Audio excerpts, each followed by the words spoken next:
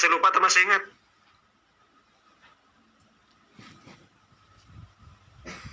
Lupa, Ustaz. Lupa ya. Yang lain juga lupa.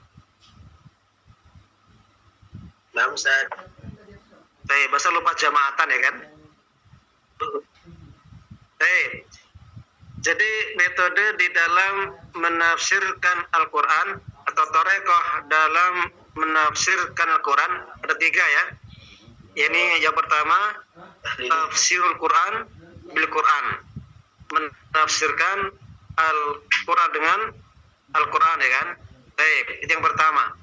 Sebagai Allah katakan, kadzalika yubayyinullahu ayatihi la'allakum taqilun ya. Demikianlah Allah Subhanahu wa taala yubayyinu, menjelaskan, menafsirkan ayat-ayatnya agar kalian menjadi orang-orang yang berakal atau yang paham ya kan. Jadi ini menunjukkan bahwasanya yang berhak untuk menafsirkan Al-Quran yang pertama adalah Allah sendiri ya. Yani sehingga digelar dengan sebutan tafsirul Quran bil Quran, yakni menafsirkan Al-Quran dengan Al-Quran. Itu yang pertama ya. Yang kedua adalah tafsirul Quran bil ahadits an-nabawiyah as-sahihah ya. Yakni menafsirkan Al-Quran dengan hadis-hadis Nabi yang sahih ya. Sebagaimana ketika yakni Allah mengatakan dalam Quran, yakni wanzalna alaikal kitaba litubayyinu linasi ma nuzila ilaihim ya. Jadi agar engkau menjelaskan apa saja yang telah diturunkan kepada mereka ya kan. Jadi apa kata Allah? Agar engkau menjelaskan, agar engkau menafsirkan ya apa saja yang telah diturunkan kepada mereka.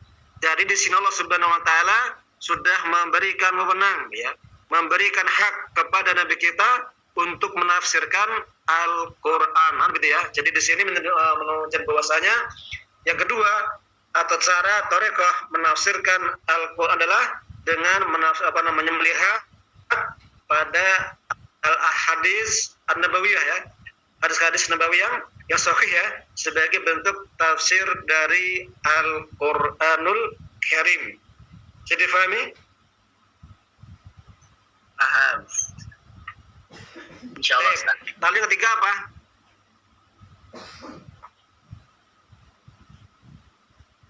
Yang ketiga,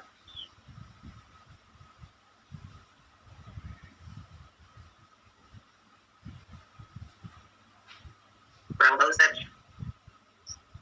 belum tahu juga. Kita apa? Tafsirul Quran bil qawaid al-lughah al-arabiyah. yakni menafsirkan Al-Quran dengan kaidah-kaidah al-lughah al-arabiyah, kaidah-kaidah bahasa Arab ya. Sebagaimana katakan inna nahnu nazzalna bukan apa namanya? Tilka ayat gimana tadi itu? Wa anzalnal Qur'ana al-arabiyyan la'allakum taqilun ya. Baik, kalau katakan kami telah menurunkan Al-Quran Arabian ya, dalam bahasa Arab. Apa tujuannya? La'allakum taqilun, agar kalian menjadi orang-orang yang berakal, artinya orang-orang yang mampu memahami tentang ayat-ayat tersebut ketika diturunkan. Dengan apa? Dengan al-qawaid al-lughah arabiyah, dengan kaidah-kaidah bahasa Arab ya. Jadi Allah Subhanahu wa taala sendiri sudah memberikan yakni hak ya, atau memberikan ketentuan ya, bahwasanya Al-Quran ini bisa dipahami, bisa ditafsirkan dengan al-qawaid al-lughah al-arabiyah, dengan kaidah-kaidah bahasa Araban begitu. Baik, ini adalah merupakan 3 kaidah dalam menafsirkan ayat-ayat Al-Quran. Adapun tafsir para sahabat ini adalah sebagai contoh ya, contoh bagaimana mereka di dalam menafsirkan Al-Quran dengan al-qawaid al-lughah al-arabiyah ya. Jadi entah itu Imam Ibnu Abbas ya sebagai turjuman Quran ya, sebagai yakni penterjemah Al-Quran ya, atau penafsir Al-Quran, dan juga yang lainnya ya, dari para sahabat, para tabi'in, para imam, mereka semuanya yakni termasuk Imam Syafi'i ya, mereka semuanya apa? Menafsirkan Al-Quran dengan al-qawaid al-lughah al-arabiyah dengan kaidah-kaidah bahasa Arab itu kan. Jadi mereka sebagai contoh ya, sebagai contoh atau pilar-pilar di dalam bagaimana mereka menafsirkan yakni ayat Al-Qur'an dengan kawaid, dengan kaidah-kaidah al-lughah al-arabiyah bahasa Arab dengan kaidah yang benar ya. Artinya bukan kaidah-kaidah yang keliru juga kan. Karena sebagian ini kaidah-kaidah yang kemudian dibikin oleh orang-orang Ahlul Kalam ya, kemudian menjadikan apa? Mereka salah di dalam memahami ayat-ayat Al-Quran kan begitu. Baik. Jadi kita menggunakan al-qawaid al-arabiyah yang istilahnya yang sahih, yang benar ya, yang benar di dalam memahami yakni ayat-ayat Al-Quranul Karim kan begitu. Dan itu merupakan yakni 3 metode, 3 manhaj, 3 thariqah, 3 cara di dalam menafsirkan Al-Quran. Bisa difahami? Ustaz, insyaallah. Barakallahu fikum. Kemudian berkaitan dengan bagaimana kita bisa memahami al-qawaid al-lughah arabiyah ya. Karena Allah mengatakan afala yatadabbarul Qur'an am ala qulubin akfaluha ya kan.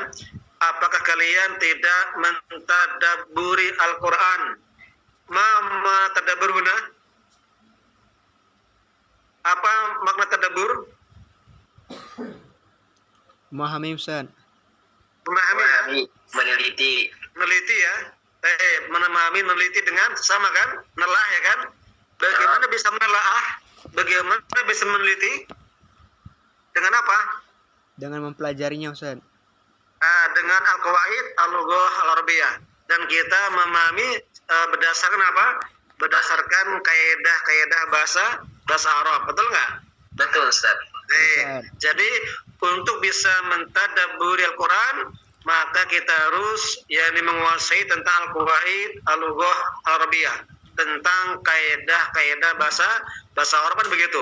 Sehingga ini menunjukkan tentang wajibnya seorang yang ingin mentadabburi Al-Quran, ingin melaksanakan perintah Allah ini, maka mewajibkan baginya untuk apa? Untuk memahami, untuk mendalami tentang al-qawaid al-lughah al-arabiyah, tentang kaidah-kaidah bahasa Arab, yaitu dalam sorfiyahnya atau dalam nahwiyahnya atau dalam balaghiyahnya ya.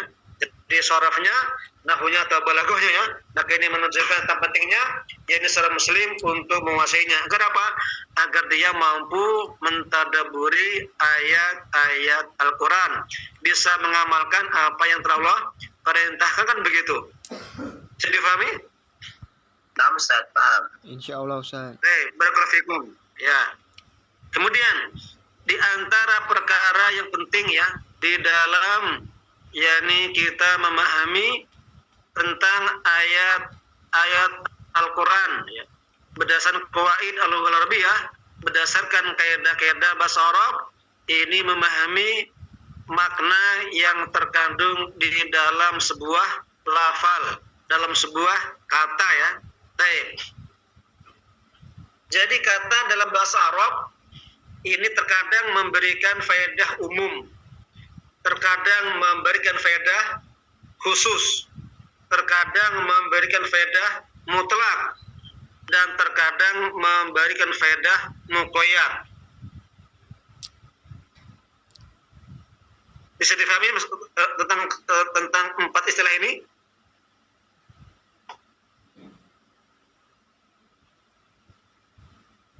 Belum, Ustaz. Belum ya? Baik. Nah, sekarang kita akan mencoba untuk membahas ya, agar nanti kita bisa memahami tentang yakni bagaimana kita memahami ayat-ayat Al-Quran ya. Di antara di sini adalah yang pertama namanya am ya. Dalalatul alfat, penunjukan sebuah lafal dalam bahasa Arab ini ada 4 kemungkinan. Yang pertama adalah tadi umum ya, atau am, yang kedua khas atau khusus, yang ketiga adalah mutlak, dan yang keempat adalah muqayyad. Nanti akan kita bahas satu persatu tentang hal tersebut agar kita bisa mampu memahami tentang konteks atau teks ya yang terdapat di dalam ayat-ayat Al-Quran, yakni sebagai dalam kitabullah azza wa jalla. Baik. Yang pertama adalah tentang am. Am artinya umum. Apa itu umum? Umum artinya sesuatu yang menyeluruh, sesuatu yang meliputi semua bagian, ya. Itu dinamakan am, ya. Jadi apa? Sesuatu yang menyeluruh, sesuatu yang meliputi semua bagian, ya. Itu dinamakan umum, ya. Bisa difahami definisinya? Insyaallah Ustaz.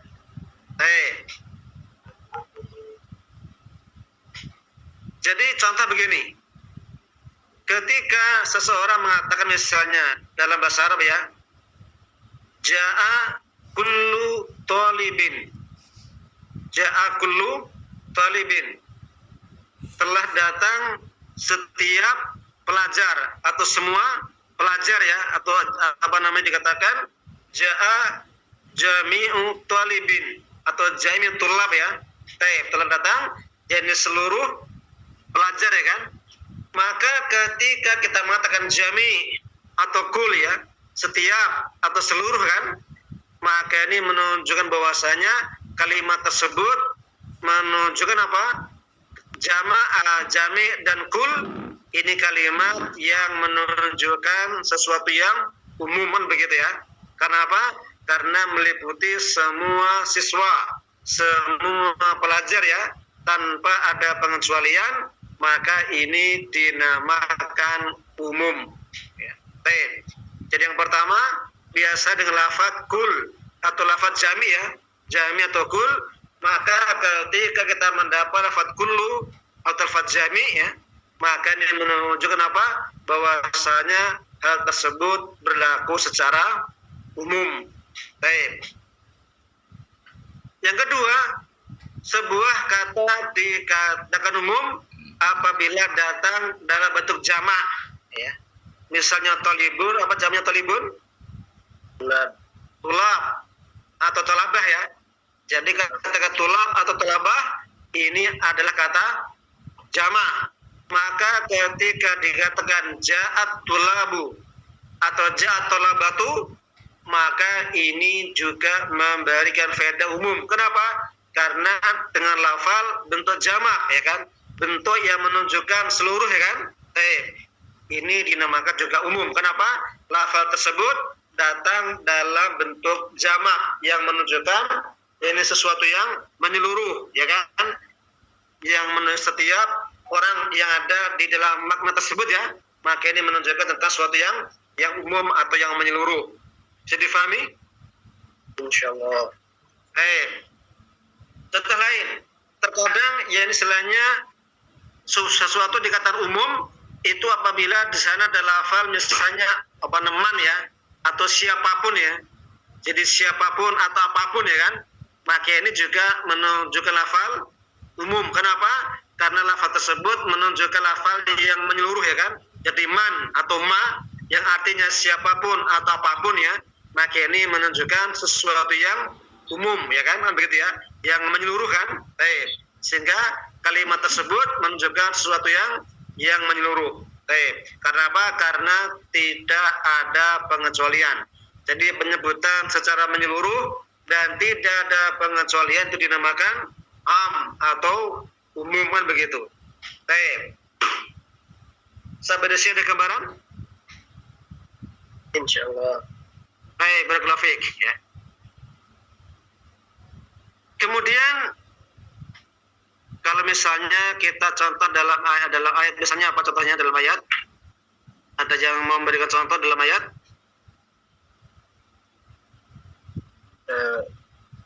Wa kullu insanin alzamnahu ta'irahu fi unuqi.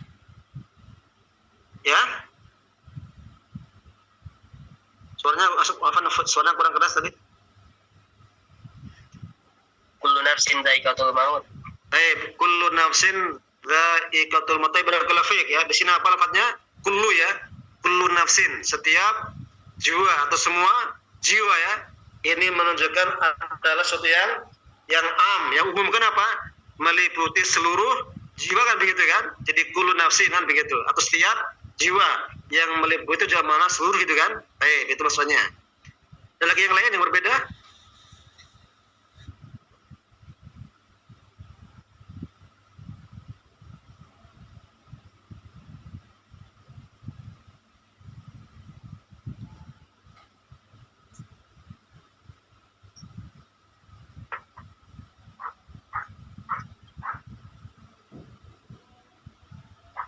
Halo?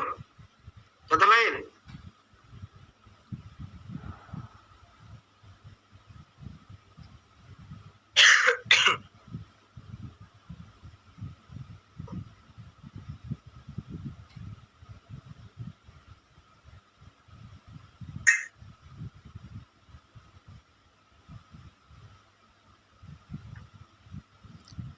Halo? Halo Ustaz. Ya, apa contoh lainnya? Em, wa kulla insanin alzamnahu ta'irahu fi Selain pula. Tadi sudah. berat. Yang beda lagi? Oh,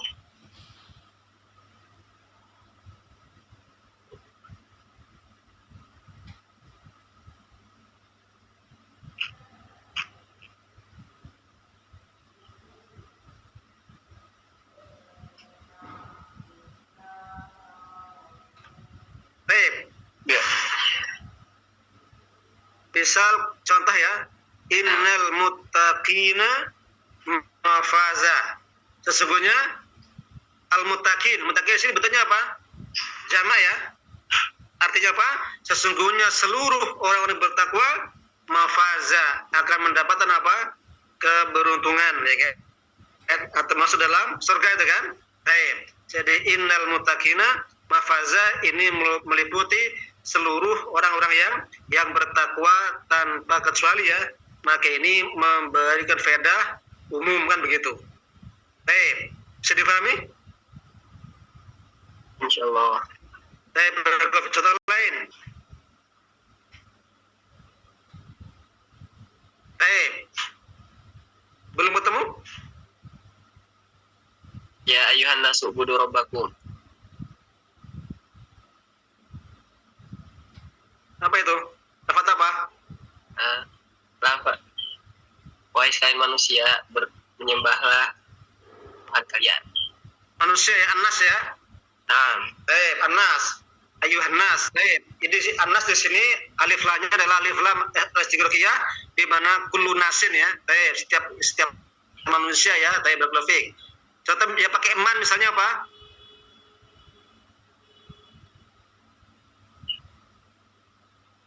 dan amila sholihan falinafsi. Atau yang mudah misalnya famaya man mithqala dzarratin khairan yarah ya. Jadi man sini apa? Man di sini menunjukkan siapapun ya. Maka ini menunjuk umum ya. Siapapun artinya umum meliputi semua manusia ya, entah itu orang mukmin, orang kafir ya, orang munafik atau siapapun ya. Maka mereka pasti akan mendapat bisa melihat ya ini apa yang mereka usahakan itu kan. Baik. Jadi man di sini bersifat umum meliputi siapa saja itu kan, siapapun ya. Maka di sini juga memiliki faedah umuman begitu ya. Karena apa meliputi siapapun kan begitu. Ya ini contoh dari ya ini istilahnya lafal-lafal yang perlu kita pahami makna secara umuman begitu ya. Baik. Jadi itu dengan jamak atau dengan kulun atau dengan tadi istilahnya ya ini man ya. Baik, maka di sini juga menunjukkan sesuatu yang umuman begitu. Baik, atau misalnya dalam Al-Quran misalnya apa? Ya ini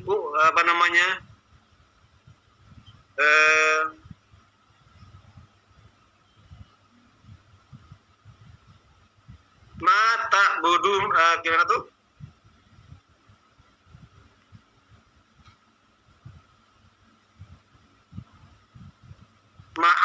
Wala abudu mata budun ya. Mata budun di sini apa? Apapun yang kalian sembah ya. Maka di sini juga bersifat apa? Umum ya, umum. Jadi apapun yang disembah itu selain Allah maksudnya di sini ya. Adalah apapun artinya meliputi juga perkara yang perkara yang umum itu kan. Artinya semuanya kan begitu ya. Baik. Jadi ma di sini adalah ma yang artinya apapun, maka juga memberikan faedah umum ya. Artinya semua atau apa saja itu kan.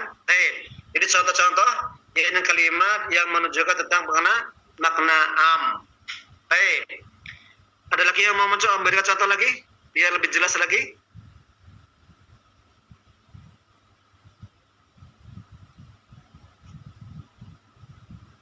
Cukup Ustaz. Ya.